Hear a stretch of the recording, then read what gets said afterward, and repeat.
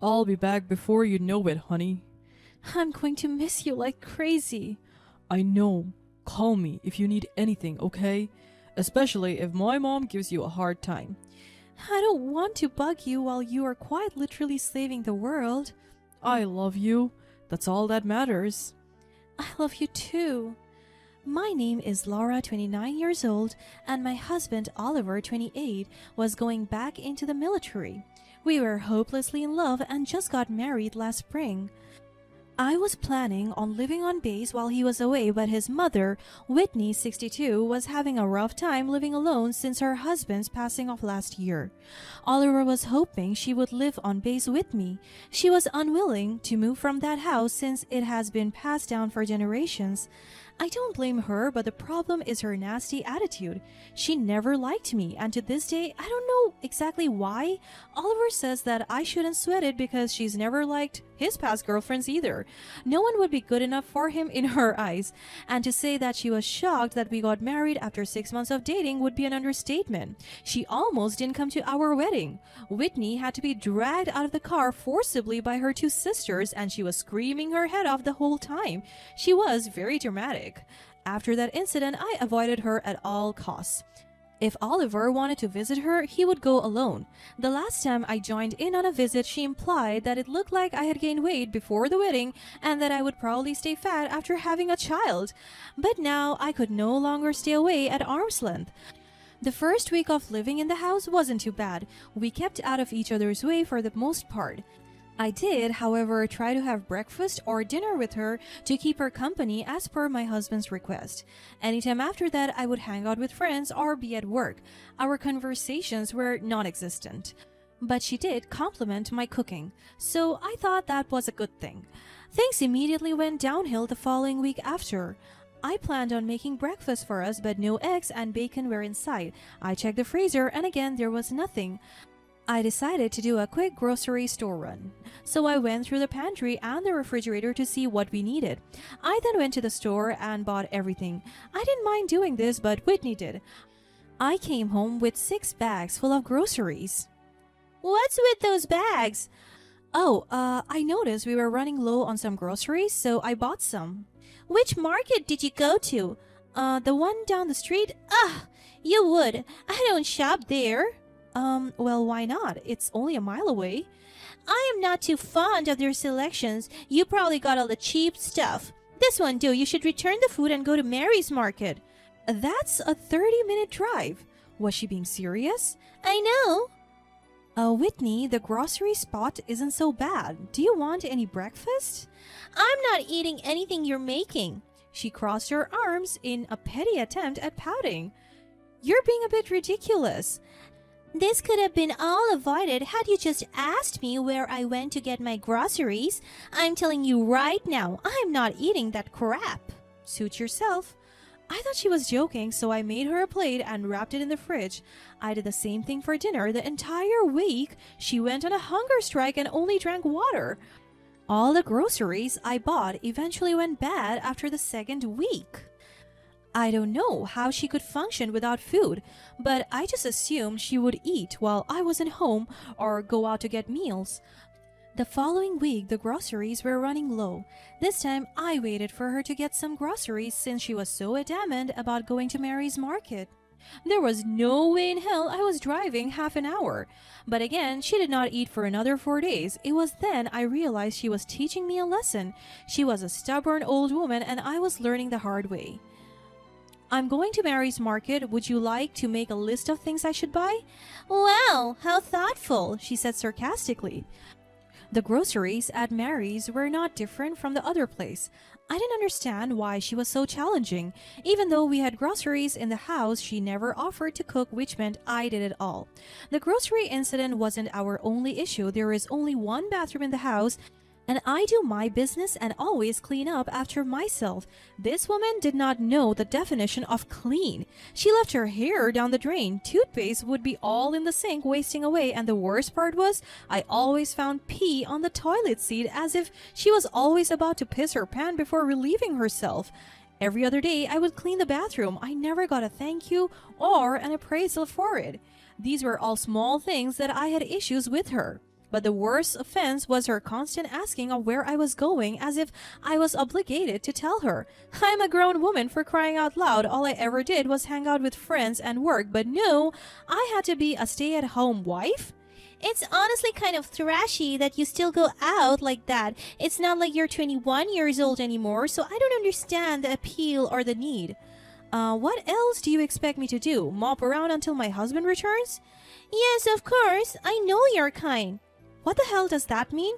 You know what it means, she only said before leaving the room. My eyes turned red. I wanted to call Oliver and tell him exactly what she said, but he wasn't able to answer. That Friday, I got a call back from him.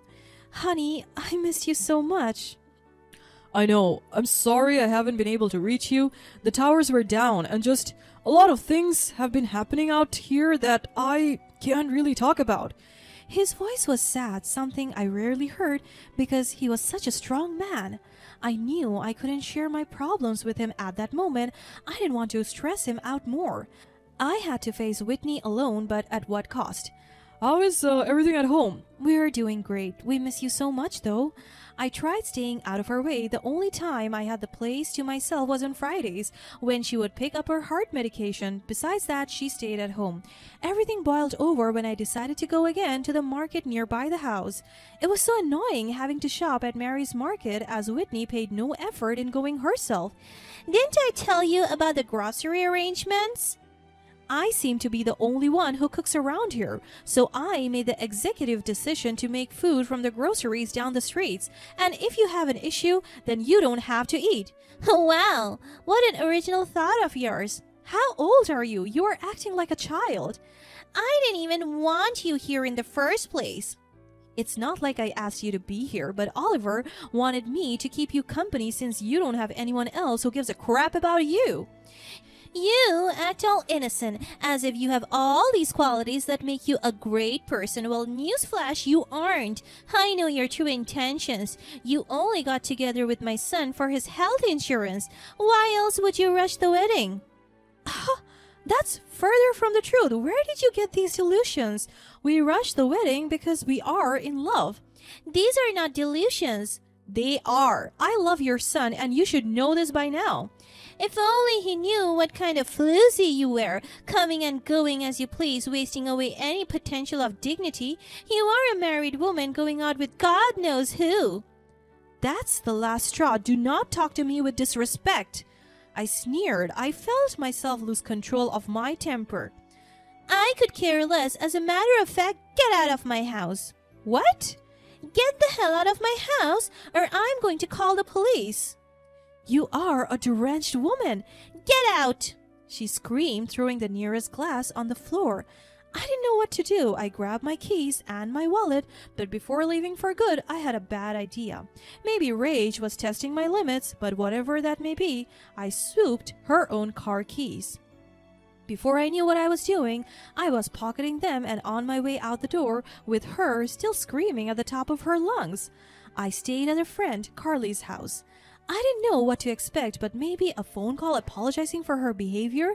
I got none of that. When Friday came rolling around, I surely expected a call, but nothing. She could easily pick up her phone and ask me where she might have misplaced her keys, or better yet, tell me to come home. Neither of those things happened. I tried to rationalize why she wasn't going to call. Maybe she called a taxi? Perhaps a friend took her to the pharmacist? But Whitney had no friends. How was she going to get her meds? By the second week, I began to worry, but Carly reminded me that Whitney had done this to herself. Good people get good actions. The same applies to bad people as well. Even when Oliver called, I always avoided the topic of his mother. After 3 weeks, his mother finally rang. It took her 3.5 weeks to collect her wits and call me.